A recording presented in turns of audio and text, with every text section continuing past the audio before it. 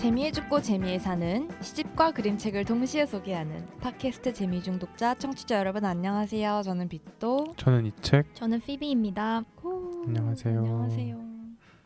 네, 오늘은 그 평소 그랬듯이 근황 말고 네. 지난 방송 어떻게 들으셨는지 소감으로 뭔가 시작하고 싶었는데요. 네. 다들 청취자 없는 청취자 특집 어떻게 들으셨나요?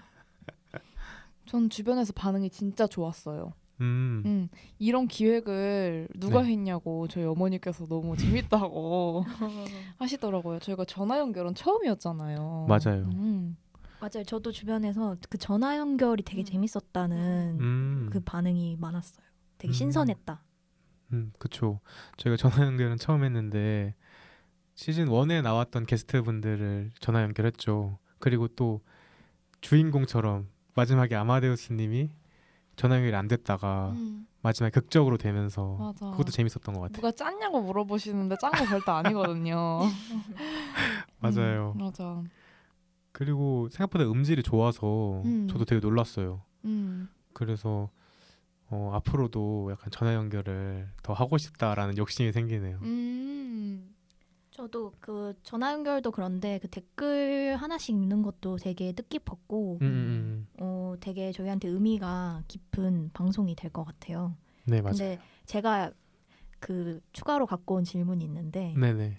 그 여러분은 그 팟캐스트 방송으로 듣는 본인의 목소리가 어떤지 그게 궁금했어요. 그 청취자 없는 청취자 특집을 듣고 나서 네네. 아무래도 전화 연결을 할 때 게스트분들을 대면이 아니라 목소리로만 이렇게 저희가 초대를 했잖아요. 네, 맞아요. 네, 그래서 다들 이 목소리에 대해서 방송을 통한 목소리에 대해서 이야기를 해보면 어떨까라는 생각을 했습니다. 네, 피비님은 어떠셨어요? 저는 마음에 안 들어요.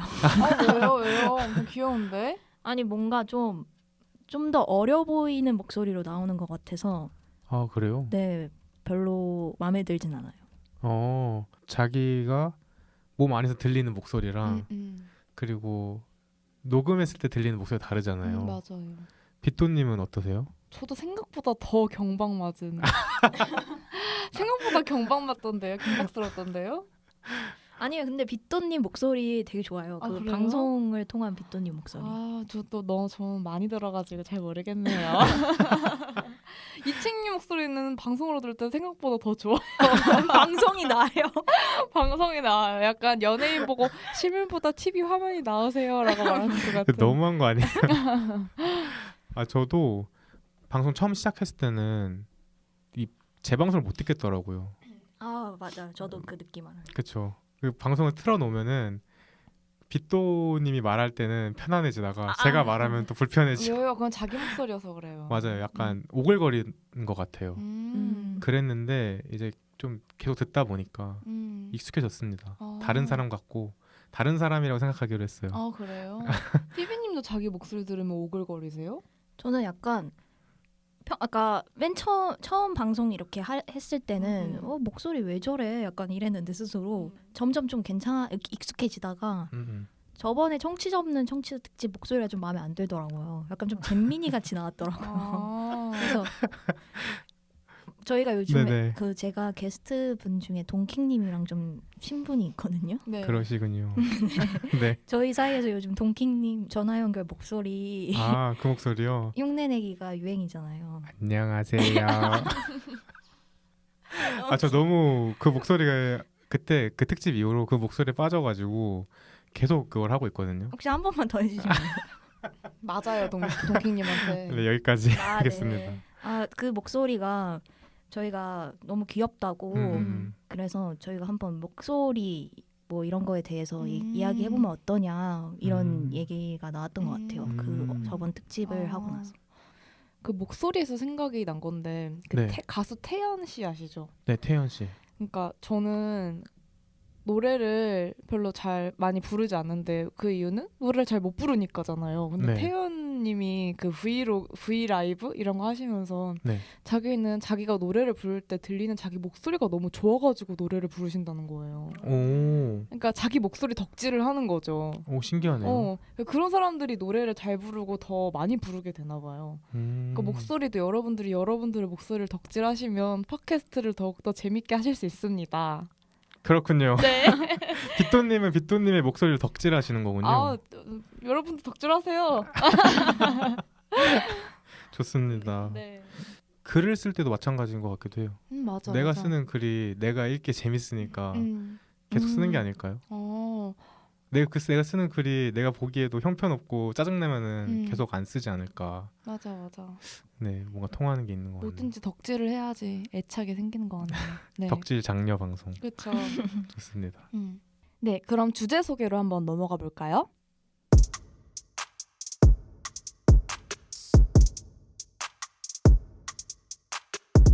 여러분은 빛도, 이책, 그리고 피비가 진행하는 재미중독자 시즌2 9화를 듣고 계십니다. 네, 이책님 오늘의 주제가 뭐죠? 네, 오늘의 주제는 소리내어 읽어보세요입니다. 아하.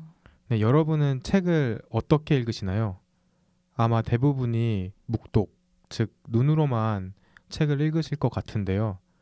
저는 개인적으로 혼자 집에서 책을 읽을 때 주로 소리 내어서 읽어요. 소리 내서 읽는 것을 보통 낭독이라고 하잖아요. 듣는 사람이 없더라도 이렇게 책을 낭독하면 좋은 점들이 있어요. 집중도 더 잘 되고 이해도 더 정확히 되는 느낌인데요. 특히 시나 소설 같은 경우에는 낭독을 하면 묵독을 할 때 알지 못했던 텍스트의 여러 결을 느낄 수 있답니다. 그래서인지 최근에는 전국의 여러 독립 서점에서 작가와 함께한 낭독회와 같이 신간 낭독회를 열기도 하고 유튜브나 팟캐스트에서도 여러 낭독 컨텐츠들이 나오고 있죠. 그래서 오늘은 낭독의 재미에 관한 얘기를 해볼까 합니다. 두 분은 낭독을 즐겨 하시나요?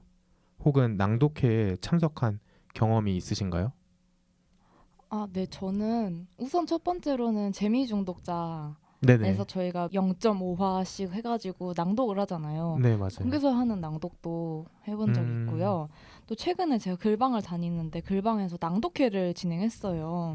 저희가 1기, 2기, 2.5기 하고 이제 3기까지 했는데 그거를 기념해가지고 반년이 지나서 반년 지난 기념으로 낭독회를 진행했거든요.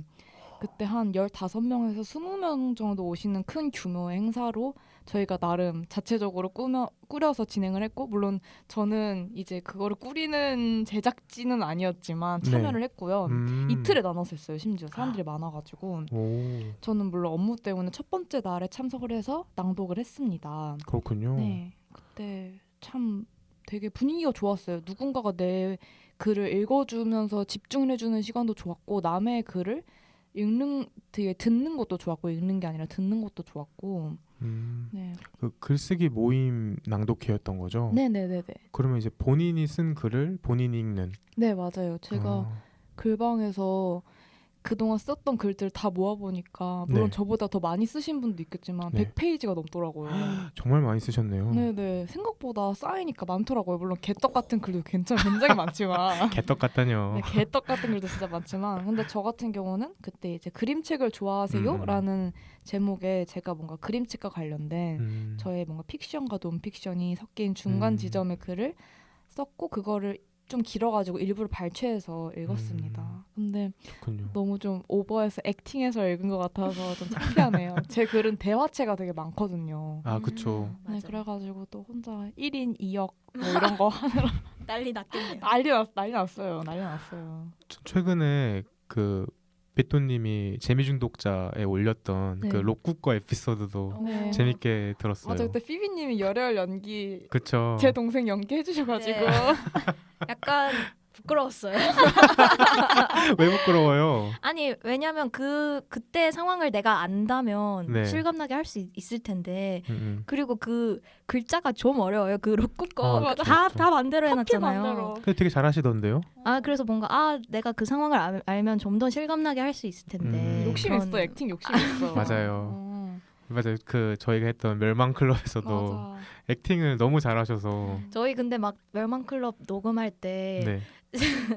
저희 이책님이랑 제가 막 너무 열심히 자꾸 다시 한번 녹음할게 막 이러니까 빅도님이 우리 지금 무슨 뭐 배우 같은 게 아니라고 막 뭐 하셨잖아요. 아니요, 근데 저희 어머니께서 이런 네. 오디오 관련된 것에 대해서 약간 엑스퍼트세요. 아, 오. 그렇죠. 네. 그래서 항상 이렇게 들으시면서 피드백을 주시는데 네. 할 거면 제대로 하라고. 나중에 한번 이제 조언 주시겠다고 아, 하시더라고요. 너무 그래서 좋네요. 할 거면 제대로 해야 돼요. 우리 이 정도로는 안 돼요. 좋습니다. 네. 부족한 게 낫죠. 더 네. 발전할 수 반성하겠습니다. 있으니까. 반성합니다. 맞아요. 그럼 제가 말할까요 이제? 저는 네. 책을 저는 100% 묵독을 하는 편입니다. 음. 왜냐하면 묵독을 하지 않으면 머릿속에 안 들어와요. 저는 오히려. 오. 그러니까 아까 낭독을 해야지 좀 더 이해가 잘 되는 느낌이다 네네. 라고 해주셨는데 낭독을 할 때 장점은 있거든요. 네. 저번에 그 청취자 없는 청취자 특집에서도 사실 댓글을 낭독한 거잖아요. 그렇죠. 그때 제가 느낀 낭독의 장점은 뭔가 말하는 사람으로 인해서 어떤 특정한 분위기가 딱 만들어지는 그게 되게 마음에 들었거든요. 네. 근데 뭔가 공부를 하거나 그렇죠. 책을 읽을 때는 묵독을 해서 뭔가 저는 머리에 약간 새겨지는 느낌으로 해야지 이해가 잘 돼요. 낭독은 뭔가 그 낭독을 하느라 그 이해의 에너지가 좀 덜 가는 느낌이에요.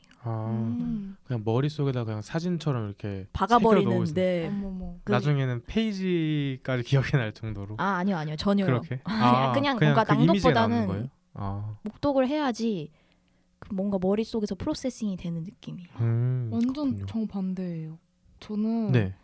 뭔가 최종적으로 외우거나 그 각인식일 때 무조건 낭독을 합니다. 아, 빅도님 그러시군요. 네, 저는 그래서 글 같은 거 퇴고할 때 네. 뭔가 3-4번? 많게는 5-6번 계속 낭독하면서 퇴고해요. 아. 그러니까 뭔가 그런 특히 전 대화체가 많다고 했잖아요. 네네. 뭔가 쓸 때. 네네. 그래서 그런 것도 있고 뭔가 하나하나 곱씹으면 뭔가 글이 살아있는 느낌이 들어가지고 저는 되게 낭독하면서 글을 읽는 것을 좋아합니다.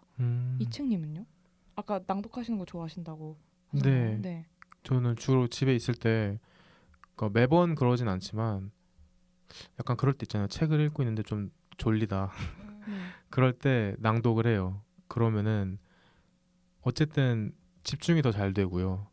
그리고 속도는 좀 느리지만 책을 하나하나 이렇게 씹어 먹는 느낌이에요. 오히려. 그리고 이 사람이 어떤 호흡으로 썼을지가 약간 알게 될 것 같은 그런 느낌이 들죠.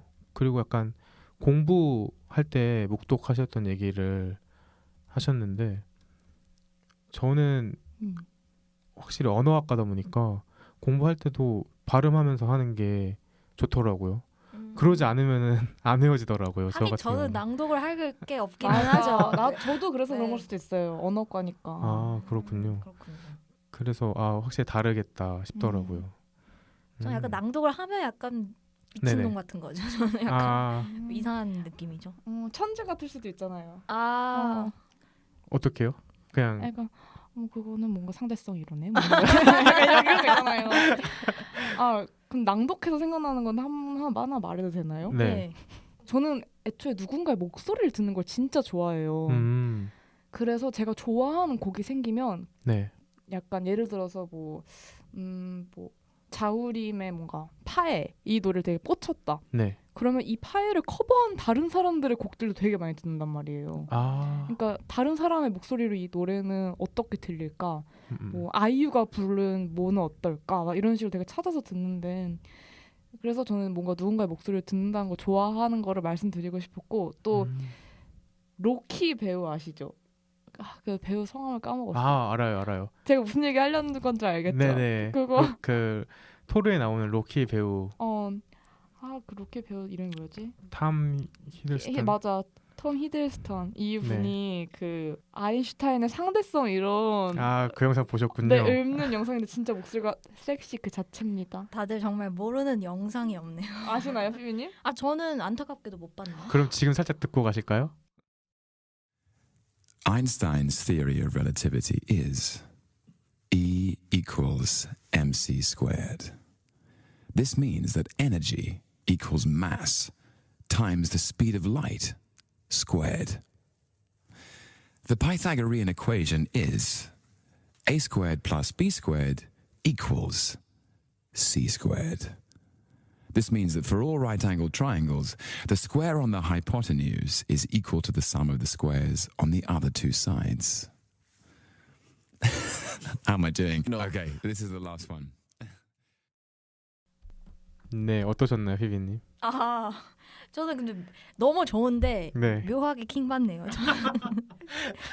어떤 점이요? a제곱 더하기 b제곱은 c제곱 이런 거 안 말하잖아요. 그래서 약간 킹받아 이러면서 봤어요.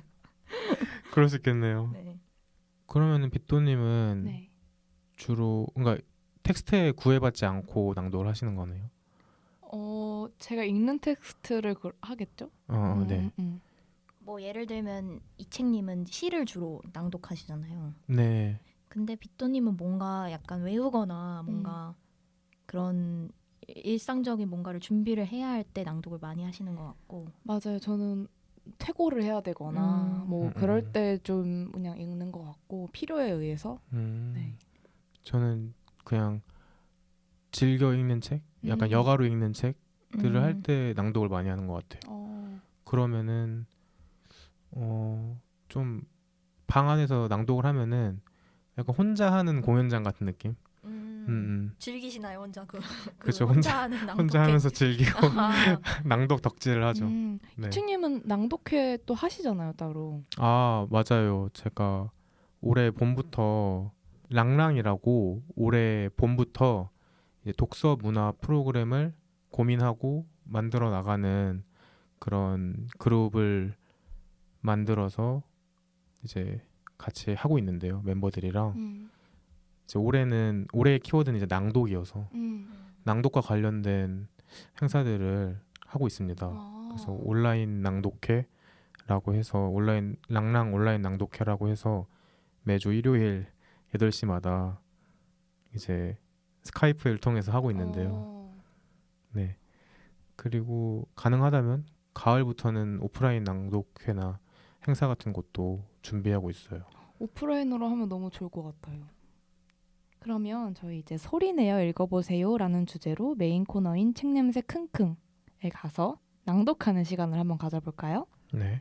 책냄새 킁킁.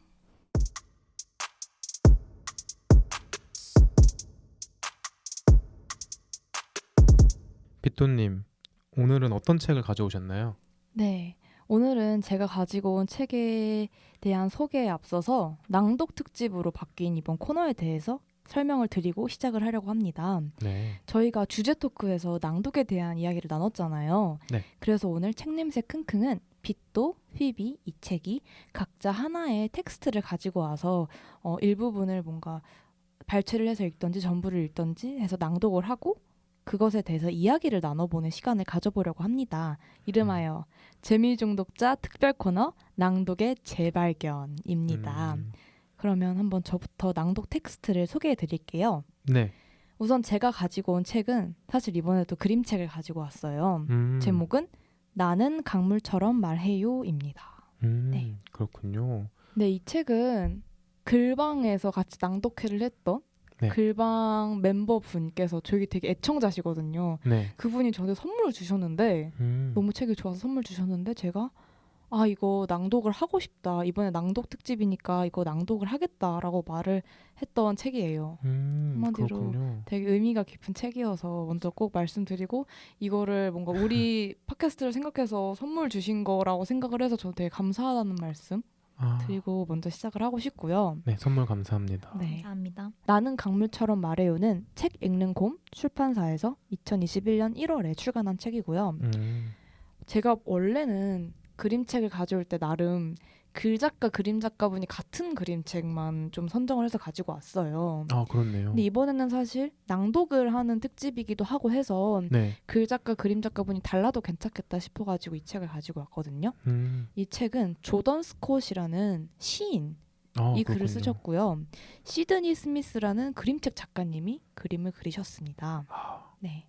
두 분 다 캐나다 작가분들이시고요. 특히 이 글작가님이신 조던 스콧 작가님은 자신의 자전적 이야기를 담은 글을 그림책의 형태로 글 형태를 바꿔가지고 쓰신 첫 번째 어린이 그림책이라고 하십니다. 항상 시를 써오시다가 첫 번째로 내신 그림책이라고 해요. 그렇군요. 네. 근데 제가 보니까 뉴욕 타임스 워싱턴 포스트 올해의 그림책 상을 수상하신. 네.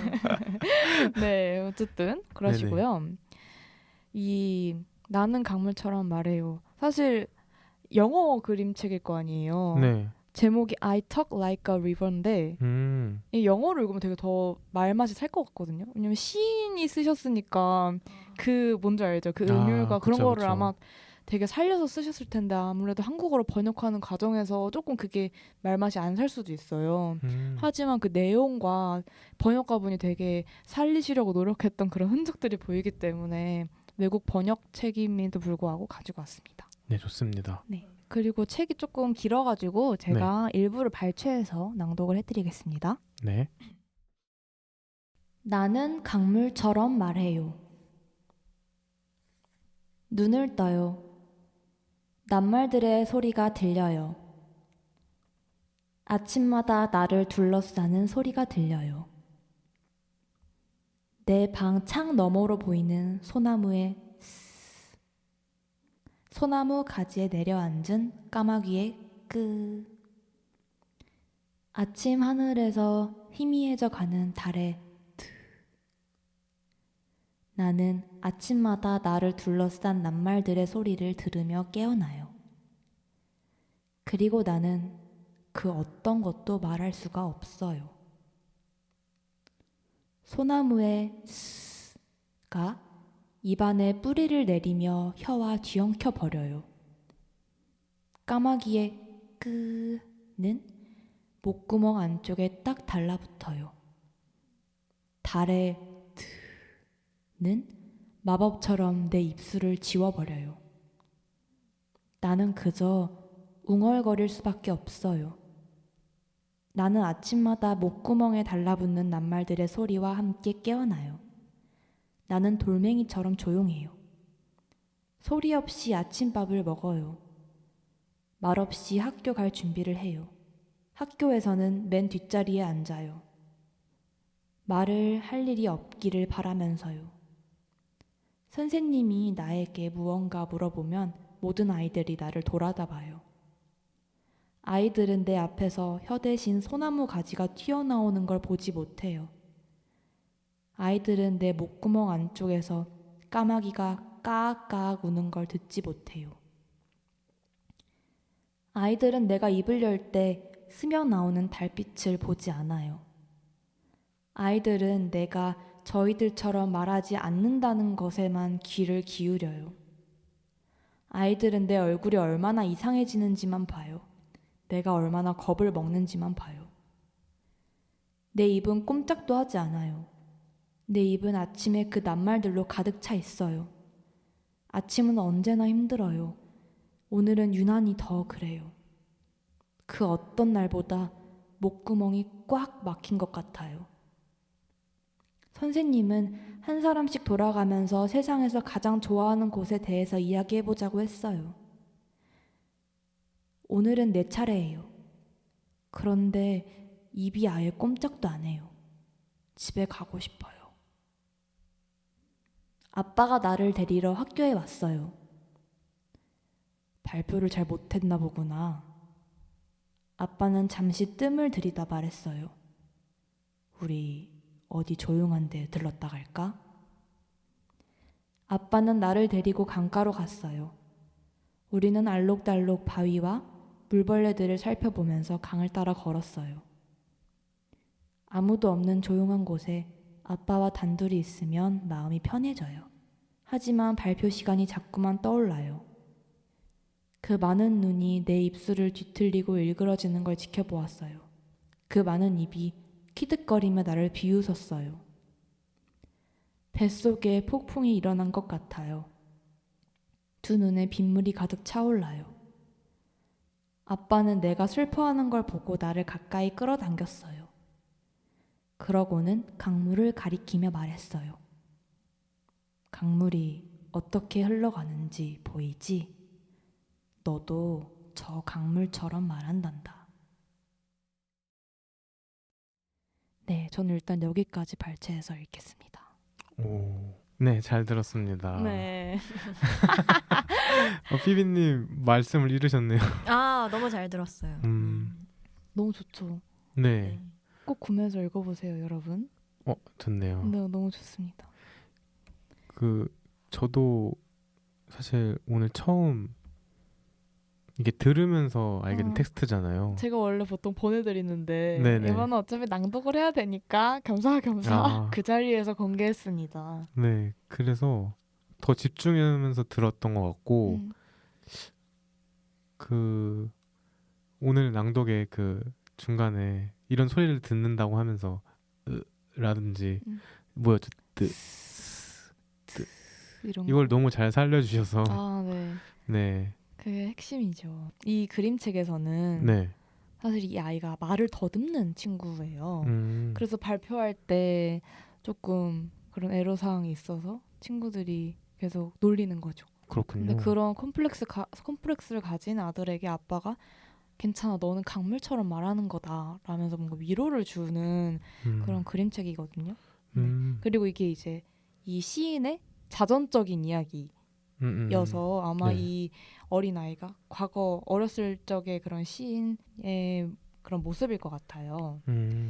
그리고 또 이제 한 가지 말씀드리면 작가님이 시인이셔서 시집을 많이 내셨는데 시집 중에서 이제 말을 더듬는 것에 대해서 시적 탐구를 해보자 하셔서 그러니까 바보, 블러트라는 시집을 출간하셨대요. 근데 이 작품이 캐나다 시문학의 공헌을 받아서 캐나다 라트너 문학 신탁상을 받았다고 합니다. 그래서 뭔가 이런 말을 더듬는 행위 그런 것에 대해서 되게 공부를 열심히 하시고 만드신 책이어서 의미가 있는 것 같기도 하고 또 말을 더듬는 것과 낭독 사이에 뭔가 굉장히 어느 지점에서 되게 맞닿아 있다고 생각을 했어요. 말을 더듬고 하는 것도 어떻게 보면 말을 해서 표현을 하는 거고 낭독도 뭔가 이제 말로써 표현을 하는 거잖아요. 네네. 그래서 뭔가 이번 주제 가지고 오면 낭독하면 좋은 그림책이겠다라고 생각을 해서 가지고 왔습니다. 그 번역을 최대한 하려고 한 노력이 보인다가 뭔지 알 것 같아요. 네. 그 소나무는 쓰고 험하기는 끄고 다 이렇게 맞추셨더라고요. 맞아요. 그래서 노력이 되게 잘 보인다 생각했어요. 제가 조금 너무 아쉬워가지고 영문 텍스트를 좀 발췌해봤는데요. 네. 발음이 별로 안 좋지만 뭔가 말씀을 드려보면 읽어보면 The pea in pine tree grows roots. 피랑 pine, 피가 맞고 Inside my mouth then tangles my tongue. The sea is a crow that sticks in the back of my throat. The M 이거 이라고 읽는지 잘 모르겠는데 M in moon dust in my lips with a magic that makes me only mumble. 그래서 M C 약간 P 찢었네요. 네, 네. 약간 그런 식으로 확실히 이제 외국 시들은 이런 걸 되게 잘 살리잖아요. 미국 영어로 쓰인 시들은 그런 게 아마 되게 잘 살아 있을 거라는 생각이 듭니다. 그렇겠네요. 근데 저 질문이 있는데요. 강물처럼 얘기한다는 게 무슨 말일까요? 저는 그냥 이 얘기를 들었을 때 발표에서 힘들었구나라고 이제 아버지가 말하고 이제 아들인가요? 그 아이를 강가로 데리고 가잖아요. 근데 저는 그 시간이 되게 중요한 것 같아요. 맞아. 그 어떤 추억을 같이 나누는 시간. 그러니까 바로 집으로 가서 너는 강물처럼 말해라고 말하는 거가 아니라 시간을 내서 같이 강가를 걸으면서 약간의 침묵도 있지만 뭔가 그냥 이렇게 조용히 함께 있어주면서 걷다가 그냥 이렇게 툭 얘기하는 거잖아요. 너는 강물처럼 말하는구나 이렇게 얘기하는 것 자체가 이게 뜻이 전달이 되지 않더라도 어떤 위로가 되지 않았을까요? 그리고 여기서 이 말을 할 때 더듬으면 뭔가 말을 하고 싶은 게 그게 입에서 계속 멈불되잖아요. 네. 그걸 이제 입술이 뒤틀리고 일그러진다고 여기서 표현을 하는데 네. 강물이 흐르는 뭔가 그런 모습과 입술이 흔들리는 모습 그런 것들이 아마 연관돼서 그렇게 표현을 한 게 아닐까라는 생각도 드네요. 그렇군요. 저는 그러니까 바다랑 반대로 생각하면 바다는 확실히 이 파도가 있는데 강물은 맞아. 약간 원래 저희가 말로 표현할 때 졸졸졸졸 약간 흐른다고 하잖아요. 네네. 그래서 만약에 혹시라도 말을 더듬는 거를 비유를 했다면 이렇게 조금 이렇게 끊김이 있어도 결국 이렇게 유연하게 다 말을 그러니까 계속 흐르는 그런 느낌으로 말을 잘 할 수 있다 뭐 이런 건지 그런 게 궁금했어요. 그런 것도 되겠죠. 맞아요. 네. 이 책을 읽으면서 저의 뭔가 예전 과거의 그런 일련의 사건도 생각이 났었는데요. 네. 저는 사실 굉장히 중학교 2학년 이전에는 낭독을 굉장히 못하고 약간 말도 좀 더듬고 네. 성격이 급해서 네. 어쨌든 뭔가 읽는 걸 잘 못했어요.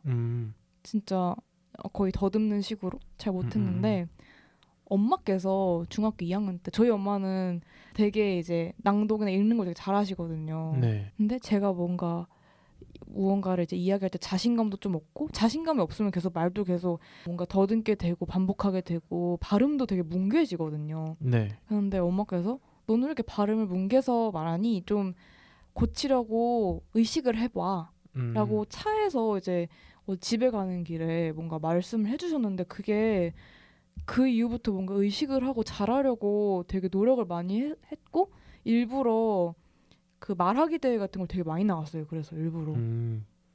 그렇군요. 그 이후부터 저는 괜찮아졌어요. 오히려 자신감도 생기고. 뭔가 그게 떠오르네요. 저한테 엄마가 해주셨던 말이 자양분이 돼서 저는 지금은 되게 낭독하는 거를 즐기기도 하고 즐기니까 더 잘하게 되는 거라고 생각을 하거든요. 네네. 그래서 뭔가 여기 있는 이 아들도 아빠가 해준 이런 한마디의 힘 아니면 그렇게 말해도 괜찮아 조금 더 뭔가 자신 있게 말해라 라는 게 힘이 돼가지고 나중에 조금 괜찮아지지 않을까라는 생각도 드네요. 그럴 수 있겠네요. 저는 전혀 몰랐어요. 피투님이 원래 낭독을 잘하시니까 그러진 몰랐는데 되게 많은 일들이 있었군요. 콤플렉스였습니다. 초등학교 때. 저희 그 빗도님이랑 저랑 고등학교 때 약간 구연 동화 같은 거 하는 거 있잖아요. 맞아. 피디님이랑 둘이 구연 동화 했어요. 구연 동화 저희 대회 같은. 아니 그게 아니라 녹음을 해야 됐어요. 국어 수행 평가로 이책님도 하셨을지 모르겠는데 네. 작품을 이렇게 녹음을 해서 내는 게 수행 평가였어요. 소설의 한 대목을 이제 녹음을 해서 제출하는 게 수행 평가였군요. 맞아. 네, 근데 저도 어렸을 때 뭔가 목소리를 내는 것에 약간 두려움이 있었는데요. 왜냐하면 네네. 저는 발표를 잘 하다가도 약간 끝에 가면은 목소리가 떨리게 되는 그런 약간 성대가 뭔가 강하진 않나 봐요. 그래서 목소리가 조금 점점 떨리는 그게 느껴져서 네. 별로 뭔가 이렇게 목소리를 오랫동안 누군가한테 내는 거에 대한 자신감이 크진 않았는데요. 네. 근데 그때 수행평가를 내고 저희가 칭찬을 받았잖아요, 국어 선생님한테. 우리 거 사람들 다른 반에서 들려줬잖아요. 네, 근데 저는 그게 되게 나름 충격이었어요. 오, 약간 잘했다고? 약간 이런 느낌이 들어서 그때 이후로 갑자기 그 빗도님이 약간 변화했다라는 것을 얘기하니까 갑자기 그 사건이 떠오르네요. 어머, 나 감동인데요? 아니 그때 갑자기 생각나는 게 생각해보면 그냥 편집하면 되는데 원테이크로 갔어요 우리. 기억나죠? 맞아요. 저희 무조건 원테이크였어요? 무조건 그때는 그냥 그런 거 모르니까 순수했어요. 아이폰 녹음기 켜놓고 틀리면 다시 해가지고 녹음을 했거든요. 근데 아직도 기억나는 게 뭔가 완벽하게 했는데 종소리가 울린 거예요. 벨소리가. 그래서 다시 해가지고 했던 기억이. 방 안에서 맞아, 룸메이트였었거든요. 네, 방 안에서 막 둘이 막 계속 녹음을 해서 냈는데 칭찬을 해주시니까 맞아. 칭찬은 그 고래를 춤추게 하는 거죠. 너무 좋았어요. 춤을 네. 비비님은. 속으로 막 너무 좋았어요. 그때 저는 뭔가 대화를 하고 저도 그때도 1인 2역 했었던 것 같은데 제가 나레이션 같은 걸 하고 했어요. 맞아. 그렇군요. 빗소님이 상황극 달인.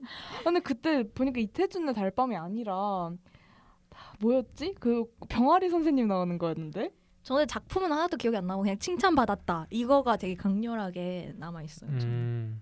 아무튼 다들 목소리를 내고 뭔가 낭독을 하고 이런 거에 대해서 뭔가 두려움이 그래도 확실히 그 있을 계기로 수밖에 없는 일이긴 하고 그래도 뭔가 극복한 사례들도 좀 듣고 했네요. 네, 그럼 이책님은 오늘은 어떤 책을 낭독하기 위해 가지고 오셨나요? 네, 제가 오늘 가져온 책은 백은선 시인의 도움받는 기분입니다. 네, 2021년에 문학과 지성사 시인선으로 나온 시집인데요. 백은선 시인의 세 번째 시집이에요. 저도 비토님이랑 같이 오늘도 시집을 갖고 왔어요. 아하. 저는 이 시집을 작년에 나오자마자 읽었는데요. 그 이유가 개인적으로 되게 이 목차를 보고 반가웠던 시집이었어요. 왜냐면 이 시집에 비유추의 개라는 시가 있는데, 그러니까 이제 좀 시 이름이 어렵죠. 비유추의 개인데요. 이게 이제 앞에는 유추의 반이어인 이제 비유추이고요. 뒤에는 개는 이제 세개 할 때 개. 그래서 비유추의 세개, 비유추의 개라는 시인데 이게 제가 되게 기다렸던 작품이에요. 몇 년 동안. 왜냐하면 이 시를 처음 알게 된 게 지면을 통해서가 아니라 2017년 위트 앤 시니컬 낭독회에서 백은선 시인이 낭독회에서 낭독을 했던 시였기 때문인데요. 미발표 시를 낭독하셨군요. 그렇죠. 근데 정확하진 않아요. 그때 아마 어떤 문예지에서 발표를 하셨을 수도 있어요. 그런데 이제 시집으로는 실리지 않았었고 그때 당시에 현장에 있었던 저도 읽어본 적이 없는 시였던 거죠. 그때 시인의 목소리로 처음 제가 들었던 시였어요. 그래서 그때 얘기를 조금 하면은 2017년도, 18년도 때는 제가 대학교 1, 2학년 때였는데요. 그때 저는 이제 한창 시에 흠뻑 빠져 있을 때였어요. 그래서 가장 시집을 많이 읽고 뭔가 그랬던 시기였어요. 낭독회도 막 가고 처음에는 이제 낭독회를 갔던 것도 약간 작가와의 만남 같은 느낌이었어요. 낭독회를 하면은 시인들이 직접 자기가 최근에 출간된 시집을 가지고 와서 시집에 대한 이야기도 하고 그런 이야기도 하니까 그런 말도 듣고 싶었고 그렇게 해서 그냥 잘 모르는 시인들의 낭독회도 막 갔어요. 처음 보는 시인들의 낭독회도 가고 그랬는데 이 백은선 시인의 낭독회가 지금은 진짜 시간이 많이 흘러서 저도 사실 찾아보려고 했어요. 이게 어떤 낭독회였는지. 제 기억에는 이혜미 시인이랑 이설야 시인이랑 세 분이서 했던 약간 그 여성 시인 낭독회 같은 이름의 낭독회였는데 정확하게는 찾아보려고 해도 자료가 나오지 않아서 네 아쉽지만 그런 낭독회였습니다. 그때 이제 백은선 시인이 낭독을 할 때 이 낭독이 되게 저한테는 결정적인 순간으로 기억이 돼 있어요. 이게 그때 낭독회가 어떤 형식이었냐면요. 제일 앞에 이제 백은선 시인이 앉아 있고 좀 그 신촌 위트 앤 시니컬이 어두웠어요. 지금은 대학로에 있지만 그때는 신촌에 있었던 시절이었는데 맞아. 약간 어두웠고 프로젝터에 이제 텍스트가 나오고 있었고 뒤에 근데 시가 이렇게 엄청 백은선 시인의 시가 엄청 길거든요. 그래서 이 오늘 대본에도 제가 시를 갖고 왔지만 이게 시의 절반도 안 돼요. 이 비유추의 개가 뒤에 중략이라고 되어 있잖아요. 이 앞에 있는 것보다 더 길게 뒤에 더 있습니다. 그 시가 보통 엄청 길어요. 그래서 제가 백은선 시인의 시를 이전에 가능세계라는 시집을 읽고 갔었는데 그때는 집에서 읽을 때 한 편을 읽으면은 약간 기진백진하는 약간 집중을 하면서 계속 읽다 보니까 그랬던 경험이 있었는데 막상 낭독회에 가서 딱 들으니까 정말 강물처럼 말씀하시는 거예요. 그러니까 시가 어떤 흐름처럼 느껴졌고 저한테 되게 신기한 경험이었어요. 특히 중간에 막 은빛 하는 부분이 있거든요. 이 대본 보내드린 부분에 이렇게 나와 있는 게 시집에 실제로 들어가 있던 부분이에요. 이거를 백은선 시인이 하나도 놓치지 않고 다 읽으세요. 그때 이제 그 공간에 조용한 공간에서 백은선 시인이 이 은빛 하는 은과 빛이라는 이 두 단어만 계속 어떤 개인만의 리듬으로 이렇게 읽으셨거든요. 그 느낌이 정말 달랐어요. 이거 뭘까? 약간 시의 새로운 느낌을 받았다고 해야 될까요? 이건 어떤 의미도 가닿기 전에 어떤 경험으로 오는 그런 경험이었습니다. 체험으로 오는 그런 경험이었습니다. 그래서 이 비유추의 개라는 시를 그때도 찾아보려고 했던 노력이 있었던 게 기억이 나고 그래서 오늘 약간 이 시를 갖고 오게 됐어요. 한번 낭독 부탁드릴게요. 그러면. 네. 그러면은 비유추의 개를 앞부분만 조금 읽어보겠습니다. 네. 비유추의 개, 백은선. 혓바닥들 은빛실에 꿰어 빗속에 걸어두었다. 붉은 것이 대롱대롱 예쁘게 흔들렸다. 모든 것은 이 두 문장에서 시작되었다. 이것은 내가 쓰려고 했던 소설의 마지막 문장. 화가 난 얼굴, 화가 난 얼굴. 이렇게 무서운 것은 처음인 것만 같다. 이렇게 아름다운 것은 처음인 것만 같다. 나는 아코디언처럼 끝없이 펼쳐졌다가 끝없이 오므라드는 형식으로 이 시를 쓸 것인데 까먹을까봐 적어둔다. 미칠 것 같은 얼굴이었고 그것은 어둠 속에 누워 몇 문장을 끝없이 곱씹어 생각하면서 잊지 않으려고 안간힘 쓰면서 나는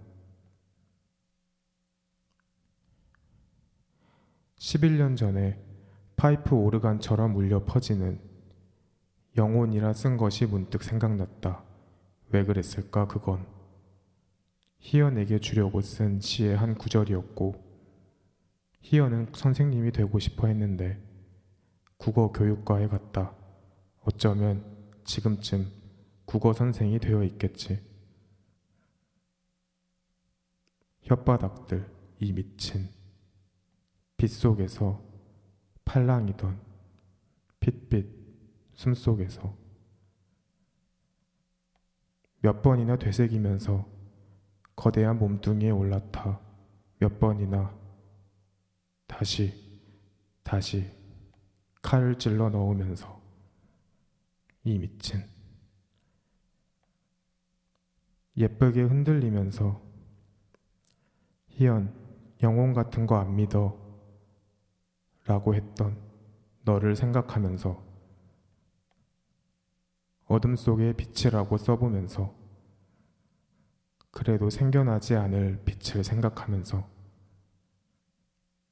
단지 빛이라는 글자를 쳐다보면서 이렇게 슬픈 것은 처음인 것만 같다. 이렇게 가벼운 것은 내 손은 축축하지.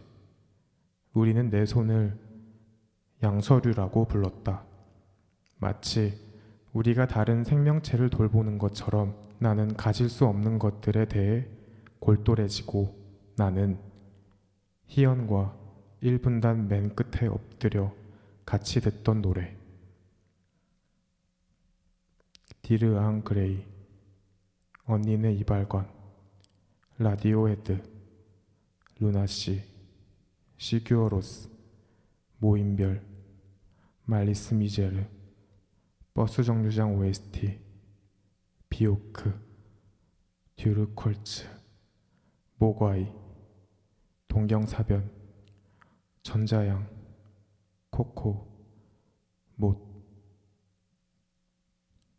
우리는 한쪽씩 이어폰을 바꿔 듣곤 했지. 제일 좋았던 건 라디오헤드와 베토벤을 섞어 들었을 때 미친 것 같은, 미쳐버린 것 같은 시간들, 뒤죽박죽 음악들. 나는 거꾸로 아코디언처럼 납작해졌다가 무한대처럼, 파도처럼, 죽은 코끼리처럼, 새벽 고가도로처럼 펼쳐지는 그런 시. 그런 리듬 속에서, 빛이라는 글자의 명암 속에서 축축한 손을 움켜쥐고서 흔들리는 것은 모두 잎이라고 믿으면서 이름 위에 검은 선을 긋고 붉은 색연필을 꺼내 내 이름을 적었다. 김희연. 여기까지입니다. 시 너무 좋네요. 네, 어떻게 들으셨나요? 아니, 우선 이책님의 그 낭독에서 뭔가 크레센도를 일부러 혹시 넣으셨나요? 약간 강조하시는 부분에서 뭔가 또 강하게 낭독하신 것 같고 그런 게 느껴져가지고 되게 좋았고 낭독면에서는 뭔가 이 미친 약간 이런 것들이 네, 뭔가 이 희연과의 어렸을 때 뭔가 나눴던 추억에 대해서 뭔가 이야기를 하는 것 같은데 네, 과거에 막 중학생 때 한창 네네. 중학생 때는 말끝마다 미친 이런 거 되게 많이 넣잖아요. 뭔가 그런 느낌도 드는 것 같고 또 뭔가 저도 낭독이라는 주제를 가지고 왔을 때 뭔가 말 더듬는 것에 대한 뭔가 그림책을 가져왔는데 이책님이 가지고 오신 그림책도 뭔가 혓바닥이 나오고 또 말을 하는 것도 그렇지만 여기 뒤에 뭐 라디오헤드, 시겨로스, 모임별, 모가이, 전자야, 뭐 이렇게 아티스트들의 뭐 이름도 나오고 베토벤과 라디오헤드를 반반 이어폰 나눠 끼면서 들었다. 뭔가 낭독이랑 뭔가를 듣는 행위도 되게 연관이 되는 거잖아요. 네네. 그런 면에서 되게 시 역시 큐레이션 잘해서 가지고 오셨다. 라는 감사합니다. 생각을 다시 한번 했습니다. 피비님은 어떠셨나요? 우선 처음 드는 느낌은 무섭다. 진짜 미친 것 같다. 그리고 두 번째는 솔직히 말하자면은 어려워요. 그래서 저는 원래 항상 시를 읽을 때도 뭔가 이해를 하려고 하면서 읽는데 어려워서 근데 제목이 사실 비유추의 개잖아요. 네네. 그래서 일부러 유추하기 힘드시게 만드신 건가? 이런 생각도 했고요. 그리고 세 번째는 그 라디오헤드와 베토벤을 섞어 들었다고 했잖아요. 네. 그래서 전 이걸 보고 나는 왜 이 생각 못했지? 그러니까 저도 우리 해볼래요. 그러니까 너무 좋을 것 같아요. 저 그렇지 한쪽씩 다른 거 낀 거잖아요. 너무 좋다. 그러니까요. 좋은데요? 저만 이 생각한 거 아니군요. 그쵸. 저도 보자마자. 너무 좋다. 그렇죠. 한번 해봐요. 해봐요. 네네. 좋습니다. 들어보시고 후기 알려주세요. 네. 근데 맞아요. 아까 피비님 말씀하신 것처럼 이 제목이 비유추의 개잖아요. 네. 그래서 저도 이 시를 읽으면서 사실 막 모든 문장이 다 이해가 되진 않아요. 근데 저는 이 시의 또 하나의 특징은 화자가 이제 말하는 사람이 이 시 안에서도 말하는 사람이 계속 헤매고 있는 느낌인 것 같아요. 어떤 과거의 기억이나 여러 가지 기억들이 지금 섞여 있는 것 같은데 최소 2가지 이상 기억들이 섞여 있는 것 같은데 그것들 속에서 계속 헤매고 있는 화자의 모습이 특징인 시였던 것 같아요. 그리고 저도 이 부분 희연과의 과거의 이 음악을 나눠 듣던 그런 부분이라든지 희연과의 대화의 파편들이라든지 그런 것들이 특히 기억에 남는 시였네요. 뭔가 이 중간에 아까 비토님 말씀하신 것처럼 음악가 이름들이 쭉 있잖아요. 이거를 한번 저도 발음해 보고 싶었어요. 이걸 들으면서도. 좋아하는 아티스트들이 많네요. 그러시군요. 네. 그쵸. 약간 저 로망 하나 생겼어요. 피비님이랑 길거리에 누워서 반반 나눠 듣고 싶네요. 음악을. 길거리에 누워서요? 어디가 눕고 싶어요. 이 저녁에 약간 선선한 바람이 불고 약간 밤에 사람이 없는 곳에서 길거리에 누워서 너무 로맨틱하네요. 같이 누워서 반반 나눠 듣고 싶어요. 라디오 약간 락 같은 거랑 그럼- 클래식이랑. 그러면은 서로 뭐 뭘- 갖고 오는지 모르게 해가지고 아. 이렇게 하나씩 주는 걸로 해요. 아 좋아요. 근데 우리 이채님은 이 책인가요? 로망은 없습니다. 저도 안 했습니다. 아니면 그거 있거든요. 그 아니야. 추석스러워. 안 해요? 저는 밤에는 집에 있고 싶어요.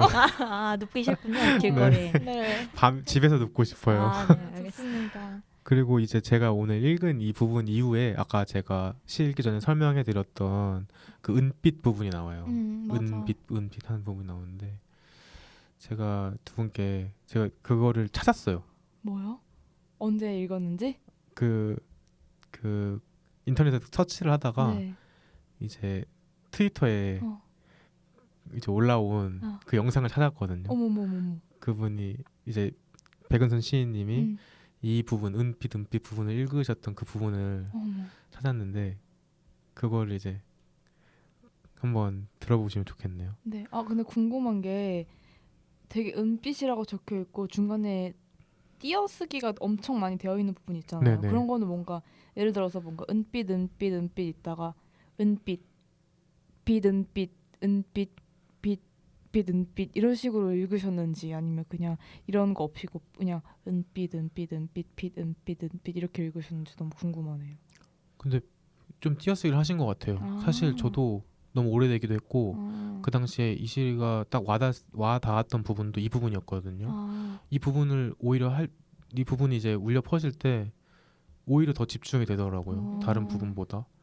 그리고 제가 이거를 눈치챘을 땐 너무 은빛이 진행된 상황이어서 아. 저도 어디에 은빛을 읽고 계신지 모르는 채로 그냥 흐름에 맞춰서 읽었습니다. 저는 사실 이거 대본에 넣어놨다고 음. 이책님 그러셔서 저희 시키시는 줄 알고 약간 지금 약간 쇼미더머니 같은 느낌이었어. 내가 지금 쇼미더머니 나간 느낌이었어요. 이거 읽어야 되는 줄 알고. 그러니까.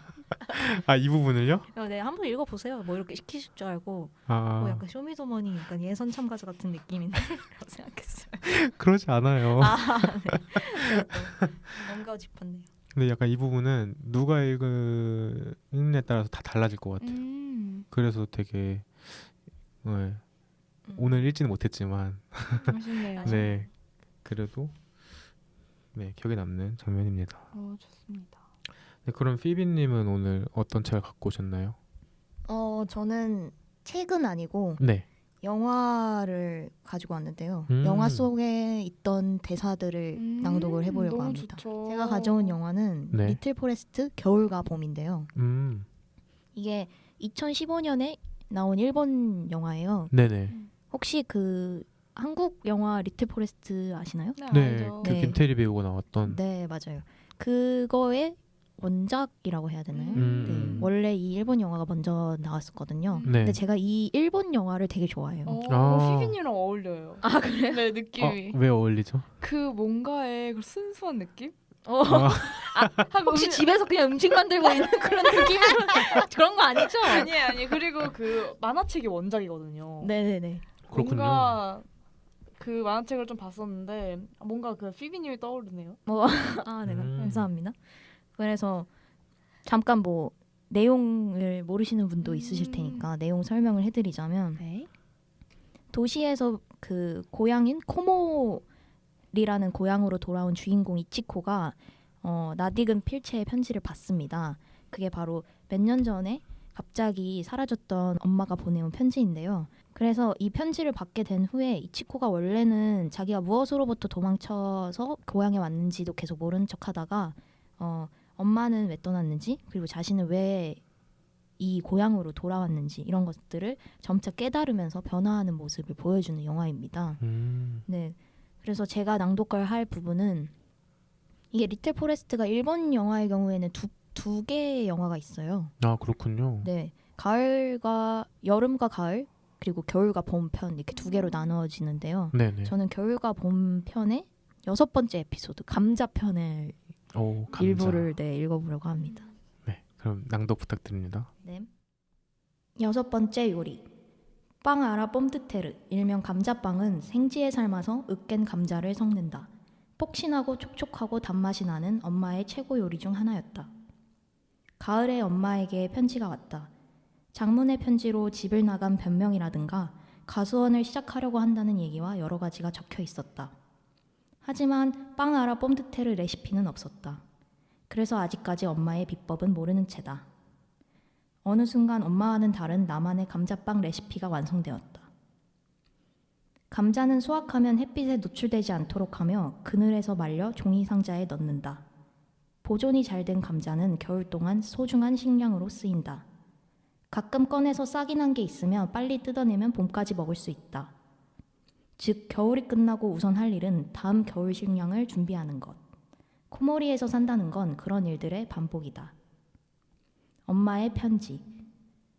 뭔가의 실패에 지금까지의 나를 돌아볼 때마다 난 항상 같은 걸로 실패했다는 생각이 들었어. 열심히 살아온 것 같은데 같은 장소에서 빙글빙글 원을 그리며 돌아온 것 같아서 좌절했어. 하지만 경험을 쌓았으니 실패를 했든 성공을 했든 같은 장소를 헤맨 건 아닐 거야. 원이 아니라 나선을 그렸다고 생각했어. 맞은편에서 보면 같은 곳을 도는 듯 보였겠지만 조금씩은 올라갔거나 내려갔을 거야. 그런 거면 조금 낫겠지. 아니 그것보다도 인간은 나선 그 자체인지도 몰라. 같은 장소를 빙글빙글 돌면서 그래도 뭔가 있을 때마다 위로도 아래로도 자랄 수 있고 옆으로도. 내가 그리는 원도 점차 크게 부풀어 조금씩 나선은 커지게 될 거야. 그렇게 생각하니 조금 힘이 나더구나. 처음 이 편지를 봤을 땐 무슨 말인지 이해하기 힘들었다. 애써서 밭농사 준비는 해두었지만 올해는 감자를 심지 않기로 했다. 내년 겨울에는 여기 없을 테니까. 감사합니다, 피비님. 말씀해. 아, 피비님이 이렇게 낭독해 주시는 건 처음이잖아요. 맞아요. 좋네요. 제가 뭔가 컨텐츠를 갖고 온 게 처음이었죠. 맞아요. 그렇네요. 네. 제가 이걸 갖고 온 이유는 네. 사실 맨 처음에 낭독을 할 컨텐츠를 갖고 오세요라고 미션을 주셨을 때 네네. 뭔가 낭독하기 좋은 텍스트를 갖고 와야 되나? 그러니까 발음이나 뭔가 목소리적으로 어필을 할 수 있는 텍스트를 가져와야 되나라고 좀 고민을 하긴 했지만 그냥 낭독이라는 게 그냥 하나의 표현이잖아요. 그쵸. 그냥 들려드리고 싶은 이야기를 그래서 갖고 왔어요. 그냥 맞아. 제가 되게 좋아하는 대사거든요. 이 원이 아니라 나선을 그렸다고 하는 거. 저한테도 해주신 말이잖아요. 저 이거 남발하고 다녀요. 저한테 이거 네. 자기가 들었는데 너무 좋았다고. 뭔가 힘들 때 제가 한창 사무치고 힘들 때 뭔가 말해주셨어요. 나선이 형. 인간은 나선 그 자체일지도 아. 몰라. 이렇게. 그렇게 얘기 안 했거든요. 피비의 편지. 이렇게. 편지. 네, 맞죠. 제가 이거 뭐 편지에서 써서 누군가한테 준 적도 있고 그런 식으로 되게 저한테 개인적으로 힘이 됐던 말이라서 다른 사람한테도 힘이 됐으면 좋겠어서 말을 많이 해주는 내용인데요. 피비님은 이거를 언제 딱 마음에 와닿으셨나요?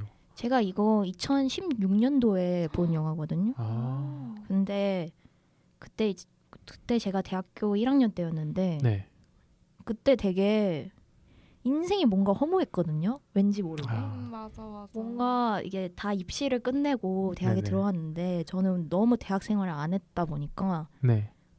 이게 뭐가 뭔지 모르겠는 거예요. 나이도 이제 20살이 됐고 이제 딱 모든 게 끝난 느낌인데 아무것도 없어서 그리고 제가 그때 하필 철학과 친구랑 되게 친하게 지냈어요.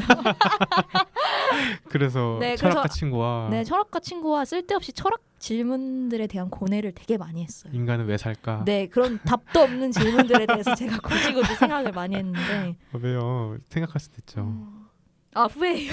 아니에요. 그랬기 때문에 지금의 피비가 맞아요. 있죠. 그랬기 아. 때문에 이것도 딱 마음에 맞아요. 와닿아서. 그런가요? 네, 아무튼 그래서 그때 약간 그런 막 이런저런 답이 없는 고민들에 대해서 막 생각을 하다가 네. 그러니까 뭔가 허무주의에 빠지기 쉽잖아요. 뭔가 그쵸. 철학 이런 걸 공부를 하다 보면. 근데 이걸 보면서 뭔가 그런 걸 허무주의에 빠질 수 있는 저 자신을 좀 극복한 그런 경험이 있습니다. 약간 균형을 맞추게 해준. 네, 그러니까 뭔가 아무것도 아닌 것 같아 보이지만 아무것도 남는 게 없어 보이고 아무것도 내가 한 게 없어 보이지만 그게 조금씩 그 반경이 커지는 나선을 그리고 있다고 생각을 하면 저는 되게 위로가 되더라고요. 네. 그래서 뭐 지금으로는 아무것도 아닌 거를 내가 하고 있을지 몰라도 나중에 다 의미가 있겠구나 이렇게 생각할 수 있게 해주는 구절인 것 같아요. 너무 좋다. 맞아요. 그 약간 피비님 얘기를 들으면서 들었던 생각은, 그러니까 저도 낭독회를 이제 계속 열고 있잖아요. 그럴 때 낭독회에서 낭독할 텍스트를 고르는 게 사실 제일 중요한데, 그거의 첫 번째 기준은 내가 좋아하는 텍스트여야 되는 것 같아요. 맞아. 그게 가장 기본이고 그래야지 의미가 있는 것 같아서 참 좋네요. 맞아. 그래서 약간 이책님이 시를 갖고 오시고 빗도님이 결국은 또 그림체를 갖고 오시고 그러네요. 그런 것 같네요. 맞아, 그렇네. 맞아. 근데 오늘 되게 여러분들이랑 얘기를 하면서 느낀 게 낭독이라는 거는 정말 약간 스킬적으로 중요하다기보다는 뭔가 누군가의 목소리가 뭔가 피비님 예전에 목소리가 끝에 떨렸다고 하셨던데 떨리는 것도 그렇고 뭔가 제가 오늘 가지고 온 그림책의 주인공처럼 말을 더듬는 것도 그렇고 스킬이나 외적으로 보이는 게 중요한 게 아니라 사실 정말 내가 읽고 싶은 마음이 있는가? 내가 읽고 싶은 텍스트인가?가 결국은 되게 중요한 것 같네요. 낭독의 핵심이 좋은 맞습니다. 낭독을 하기 위해서. 그리고 약간 이 텍스트를 듣고 있으니까 감자가 먹고 싶어지네. 맞아. 그것도 약간 감자빵. 얘기하고 싶었던 게 그 레시피 같은 거 이렇게 들으면 약간 좀 안정되지 않아요? 맞아. 이렇게 읽어주는 맞아. 그런 왜 거 그럴까요? 저도 약간 요리 유튜브나 그런 거 보고 있으면 이렇게 요리법 같은 거 이렇게 나레이션 넣어주잖아요. 네. 그러면서 치치 하면서 막 기름 이런 소리 들리고 그렇게 마음이 안정되더라고요. 네, 맞아요. 안정이 돼요. 뭔가 상상이 확실히 될 수 있는 텍스트여서 그러지 않을까요? 오, 그렇네요. 익숙한 풍경이어서. 뭔가 누구나 그래도 웬만한 사람들은 다 으깬 감자를 섞는다 했을 때 이미지가 떠오르지 않을까요? 아 뭔가 맞아요. 그렇죠. 썬다, 뭔가 채 썬다. 그리고 약간 생각해보니까 그 소리가 되게 외롭지 않은 소리 같아요. 맞아. 약간 누군가가 해주는 느낌이잖아요. 맞아. 그래서 이게 사실 진짜로 누가 해주진 않지만 그 소리만 들어도 우리는 기억이 나는 거죠. 누군가가 해줬던 그런 어떤 요리들이나 그런 생각들이. 그래서 안정이 되는 걸 수도 맞아. 있겠다는 생각이 드네요. 맛있겠네요. 감자빵. 빵 알라 뽐드때 맛있겠네요. 이거 리틀 포레스트 일본 영화 한번 봐보세요. 되게 한국 영화도 물론 음식이 되게 많이 나오지만 일본 영화는 정말 끝없이 나옵니다. 아 너무 그렇군요. 좋네요. 네, 두 편이어가지고. 저 뜬금없지만 네. 이거 관련된 에피소드 하나만 얘기해도 될까요? 네, 물론요. 해주세요. 제가 18년도쯤에 러시아를 한 3주 정도 간 적이 있어요. 2, 3주 정도. 네. 근데 갔을 때 물론 거기서도 이제 한식을 먹었지만 진짜 그 아시잖아요. 한국 쌀, 한국 간으로 된 그런 밥을 먹고 싶은 거예요. 돌아올 때쯤 되니까. 근데 이제 저희 버스를 비행기를 타고 오는데 영화를 봤어요. 리틀 포레스트 한국판을 봤어요. 하필이면 또 그 영화를 안 봐가지고 그때 여기서 있는 김에 보자 했는데 요리가 너무 많이 나오는 거예요. 그래서 너무 배고파 했는데 딱 그때 뭘 먹고 있었어요. 근데 그 김태리 배우가 뭘 먹고 있었는데 그때 딱 기내식이 나온 거예요. 비빔밥이 나왔는데 그 비빔밥이 얼마나 맛있던지. 또 맛있죠. 기내식 비빔밥. 또 얼마나 맛있게 드셨을지도. 야무지게 드셨겠네. 야무지게 또 얼마나. 그 영화에서 그 나오는 배우들이 진짜 맛있게 먹고. 맞아. 저는 요리하는 장면보다 그 배우분들이 먹는 장면이 더 많이 기억이 나거든요. 한국판 리틀 포레스트는. 그래서 그 먹방을 보면서 저도 같이 비빔밥을 먹방했습니다. 제 인생 비빔밥이었어요. 진짜 맛있었겠다. 비행기에서 영화 보면 되게 집중 잘 되지 않아요? 너무 잘 돼요. 너무 잘 돼요. 저 너의 이름은 보고 거기서 눈물 흘렸잖아요. 비행기 안에서. 그냥 봐도 눈물을. 비행기 안에서 막 계속 눈물 주르륵. 그런 게 있어요. 네. 맞아요. 그 비행기에서 보면은 감정이입이 확 되는 것 같아요. 맞아. 네. 맛있겠는데 이거? 너무 의식의 흐름인가요? 아니 먹방 얘기하셔서 그런데 네네. 어제도 갑자기 요즘 막 배가 고파가지고 저는 배고프면 먹방을 보거든요. 그럼 해소가 돼요. 저는. 오 그래요. 네, 그래서 먹방 한참 봤습니다. 여러분 먹방 보시나요? 저도 먹방 좋아해요. 근데 저는 이렇게 막 ASMR 같은 먹방 있잖아요. 그런 건 잘 못 보겠더라고요. 왜요? 뭔가 귀를 파버리는 느낌이 나서 별로예요. 그렇구나. 뭔가 그 친구가 뭐지 곱창을 되게 좋아하는 친구가 저한테 그 ASMR 자기 네. 너무 먹고 싶다고 들려줬는데 저는 귀에서 너무 자극적이더라고 그 소리가. 그래서 혹시 뭔가- 동킹님이신가요? 아니시죠? 다행히 아닙니다. 아, 네. 네. 아. 동킹님은 아마 먹방 ASMR 잘 안 볼 거예요. 맨날 동킹님이랑 저랑 외국에 라오스를 여행을 간 적이 있어요.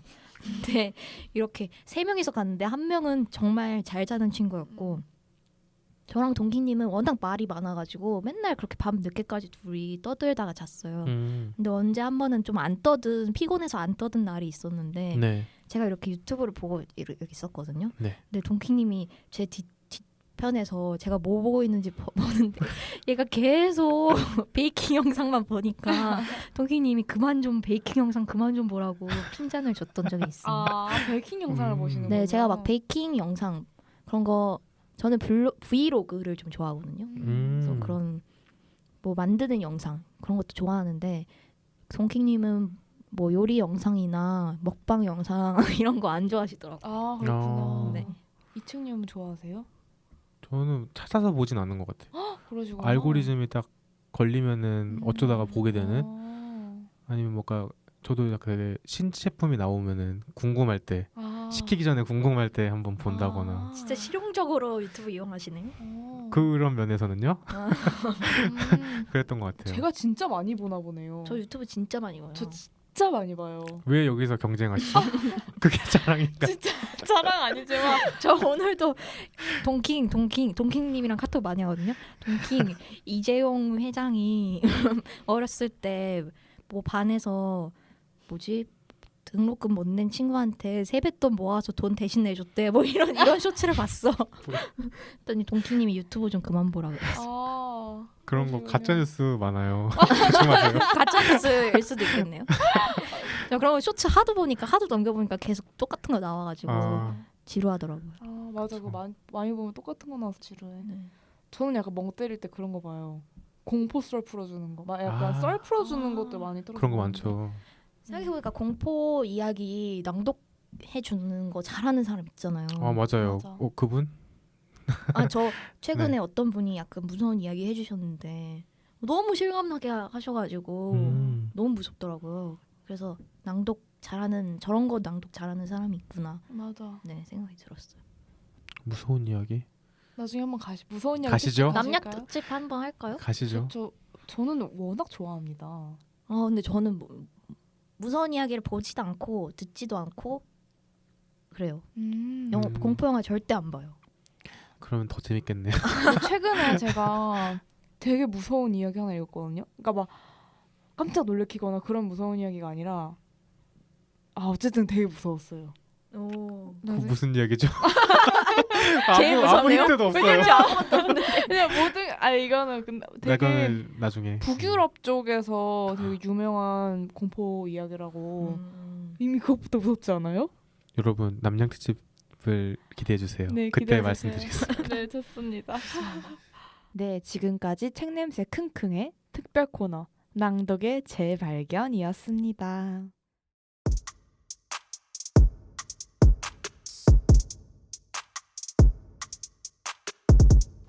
네, 오늘은 소리내어 읽어보세요라는 주제로 이야기를 나누었는데요. 여러분 어떠셨나요? 저는 사실 이 주제를 제가 추천을 했기 때문에 네. 아주 만족스러운 방송이었고요. 여러분 랑랑 많이 사랑해 주세요. 네. 이렇게 홍보를 하시나요? 사실 홍보하려고 시작한 방송이었습니다. 네, 좋습니다. 저도 되게 만족스러웠어요. 일단 피비님이 뭔가 낭독해 주시는 거를 들어서 되게 좋았고요. 네. 네, 낭독? 왜 우리가 이 콘텐츠를 지금까지 안 했지? 이 주제를 안 다뤘지? 라는 생각이 들었어요. 어떻게 보면 그러게요. 되게 항상 하고 있는 게 낭독인데.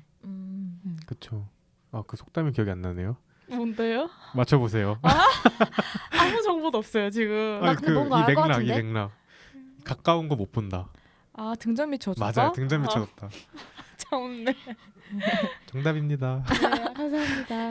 근데 피비님은 어떠셨어요? 저는 낭독 그리고 뭔가 목소리 이런 거 얘기 많이 했잖아요. 네. 그래서 되게 좋았어요. 되게 신선하다. 이렇게 생각이 음. 들었어요.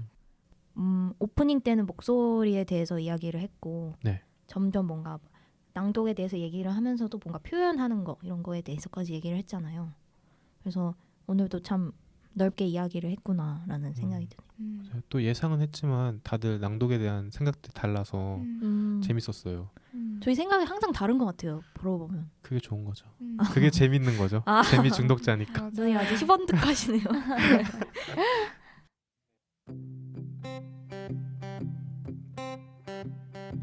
이 세상 사람들이 모두 네, 오늘은 낭독의 재미에 대한 이야기를 해보았는데요. 처음으로 피비님이 컨텐츠 소개를 하기도 해서 색다른 시간이었던 것 같아요. 청취자분들은 평소 낭독을 즐겨 하시나요? 혹시 오늘 방송을 들으시면서 낭독에 대한 생각이 바뀌셨나요? 낭독에 대한 자유로운 생각을 팟빵과 팟캐스트 앱 댓글창에 남겨주세요. 저희 재미중독자 패널들이 낭독했으면 하는 텍스트를 출처와 함께 올려주셔도 좋습니다. 저희는 언제나 여러분의 댓글을 기다리고 있어요. 네, 그러면 오늘 재미중독자는 여기까지입니다. 저희는 다음에도 아주 은밀하고 발칙한 주제로 찾아오겠습니다. 그럼 하나, 둘, 셋. 안녕히 계세요, 용가리. 끝. 안녕히 계세요.